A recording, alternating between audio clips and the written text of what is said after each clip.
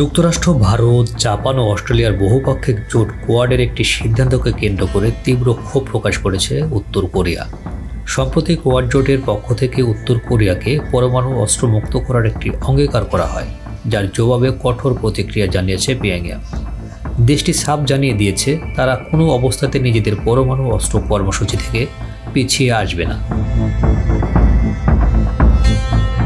সম্প্রতি ভারতের রাজধানী নয়াদিল্লিতে কোয়াড জোটের একটি গুরুত্বপূর্ণ বৈঠক অনুষ্ঠিত হয়।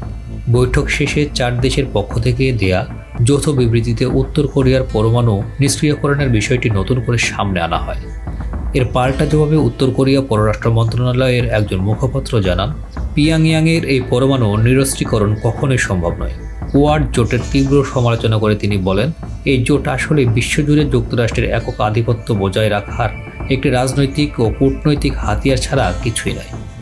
একই সঙ্গে কোয়াডের এই বৈরী আক্রমণাত্মক মনোভাবের তীব্র নিন্দা জানিয়ে পিয়ংইয়ংয়ের 4 দেশের এই জোটকে আঞ্চলিক শান্তি ও স্থিতিশীলতা নষ্ট না করার আহ্বান জানায়। কোরিয়ার ওই কর্মকর্তা আরও অভিযোগ করেন, কোয়াড জোটকে শক্তিশালী করার এই চেষ্টার পেছনে মূল উদ্দেশ্য হল জাপানের সামরিক শক্তি বৃদ্ধি, অস্ট্রেলিয়ার পারমাণবিক সাবমেরিন ব্যবহারের বিষয়টিকে আন্তর্জাতিকভাবে বৈধতা দেওয়া।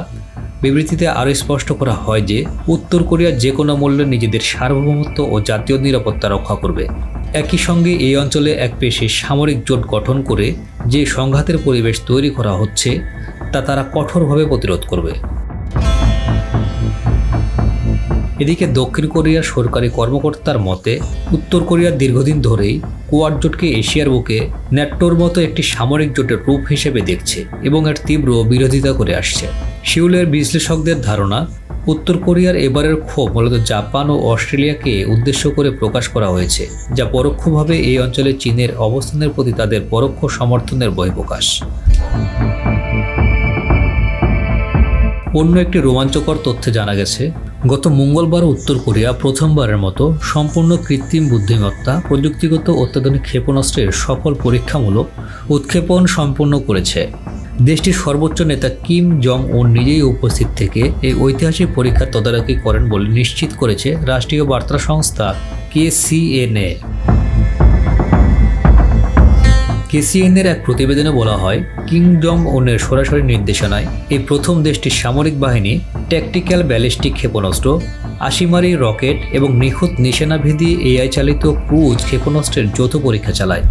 ক্ষেপণাস্ত্রের সফল পরীক্ষা শেষে কিম জং উন গভীর সন্তোষ প্রকাশ করেন। তিনি জানান, নতুন AI চালিত ক্রুজ ক্ষেপণাস্ত্রটি সর্বোচ্চ 200 কিলোমিটার দূরের যে কোনো লক্ষ্যবস্তুতে নিখুঁতভাবে আঘাত আনতে সক্ষম। রাষ্ট্রীয় সংবাদ মাধ্যম আরও জানায়, স্পেশাল মিশন ওয়ারহেড প্রকল্পের অধীনে মূলত এই ক্ষেপণাস্ত্রগুলোর ধ্বংস ক্ষমতা এবং নিখুঁত ও লক্ষ্যভেদের ক্ষমতা যাচাই করার জন্যই এই বিশেষ পরীক্ষা চালানো হয়েছে। দূরপাল্লার ব্যালিস্টিক ক্ষেপণাস্ত্র এবং পারমাণবিক প্রযুক্তিতে অভাবনীয় সাফল্যের পর উত্তর কোরিয়া এখন তাদের পরিচালিত অস্ত্রাগারকে আরও আধুনিক ও ডিজিটাল করতে ব্যাপক মনোযোগ দিয়েছে। শুধু তাই নয়, পিয়ংইয়ংয়ের পক্ষ থেকে ঘোষণা দেওয়া হয়েছে যে এই অত্যাধুনিক ও শক্তিশালী অস্ত্রগুলো খুবই শীঘ্রই দক্ষিণ কোরিয়ার সীমান্তবর্তী এলাকাগুলোতে মোতায়েন করা হবে।